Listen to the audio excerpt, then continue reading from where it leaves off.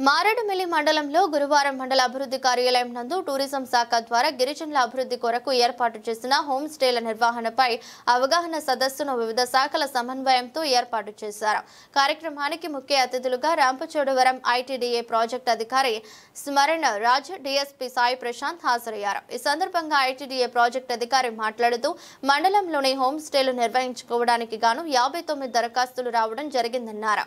కార్యక్రమంలో ZPTC G Balaji బాబు, MPP లలిత కుమారి, మండల TDP అధ్యక్షుడు జి శేషు కుమార్, వివిధ శాఖల అధికారులు పాల్గొన్నారు.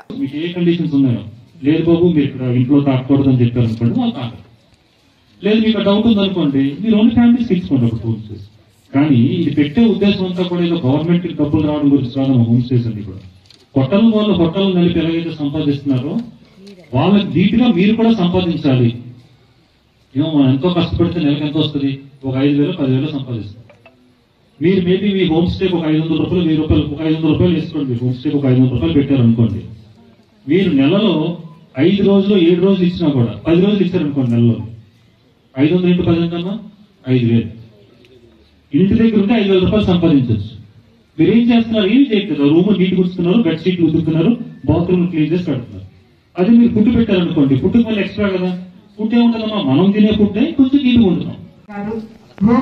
మీకు ఎంతో క్లియర్ గా కూడా చెప్పడం జరిగింది.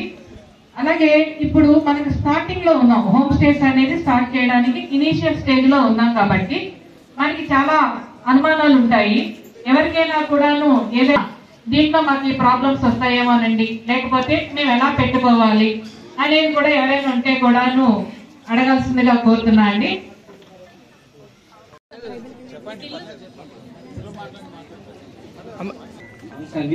అంటే హోమ్ స్టే అంటే మామూలుగా మన ఇంట్లో ఒక రూమ్ కాల్ ఉంటే అలాగా పెట్టుకోవచ్చు అని చెప్తారు సార్. కానీ మాకు ఇంకో విషయం ఏంటంటే, మీకు మామూలుగా హోమ్ స్టే అంటే మీరు ఫస్ట్ అప్లై చేసుకోండి. అప్లై చేసిన తర్వాత మీకు గవర్నమెంట్ ద్వారా 5 లక్షలతో చేయించడం అవుతుంది. దాని ద్వారా మీరు అలాగా ఒక రూమ్ గెస్ట్కి వచ్చి ఒక రూమ్ మీరు ఉన్నాక అలాగా మీకు ఏర్పాటు చేస్తారని చెప్పినారు సార్. అప్లై చేసుకున్నారా? అప్లై చేసినారు సార్. చెప్పినారు సార్, నాకు కొంచెం అవగాహన వచ్చింది. అవునా?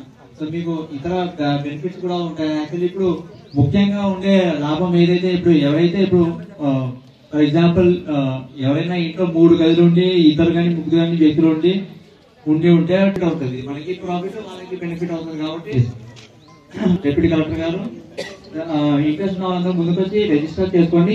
ఈ రిజిస్ట్రేషన్ ప్రాసెస్ లో కంటే మీకు ఏమైనా ఇబ్బందులు కానీ డౌట్స్ కానీ ఉంటే సచివాలయాన్ని ఆశ్రయించు, లేకపోతే ఎంపీడీఓ కార్యాలయానికి ఆశ్రయించినా మీకు రిజిస్ట్రేషన్ లో హెల్ప్ చేస్తారు.